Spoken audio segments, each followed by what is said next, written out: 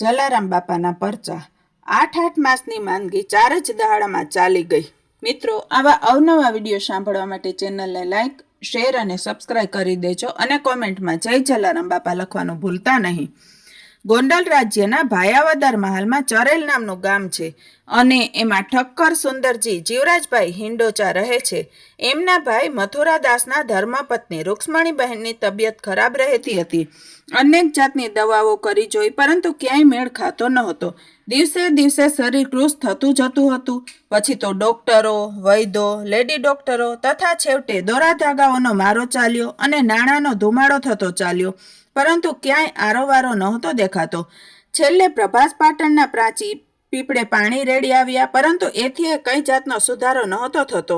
કોઈએ કહ્યું અને સુલતાનપુરના મુખ્ય મહેતાજી પાસે ચંદીપાઠના પાઠ જપાવ્યા, મંત્રોચ્ચાર કરાવ્યા, છતાંય તબિયતમાં કોઈ જાતનો સુધારો દેખાતો નહોતો।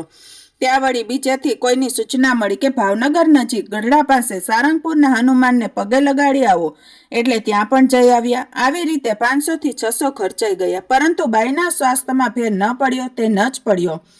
મથુરદાસભાઈને પહેલેથી જ બાપામાં આસ્થા, જેથી બાપાની માનતા લેવાનો ઉપાય સૂજી આવ્યો। એક દહાડો એમણે ખરા અંતઃકરણપૂર્વક પ્રાર્થના કરી કે હે બાપા, મારી સ્ત્રીને 8 મહિનાઓ થયા બીમારી છે, ઉપાયો બધા નિષ્ફળ નીવડ્યા છે।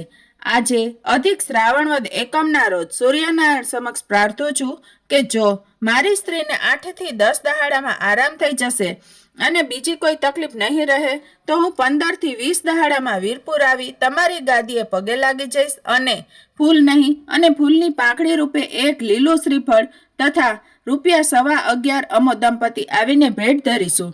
હજી તો આ પ્રાર્થના થઈ અને 4 દિવસ પણ ન થયા ત્યાં તો પૂજ્ય બાપાએ મહેર કરી અને રૂક્ષ્મણીબહેનની તબિયતમાં સુધારો આવવા માંડ્યો અને હરવા ફરવા પણ માંડ્યા। ધીમે ધીમે ઘરનું કામ પણ કરવા લાગ્યા।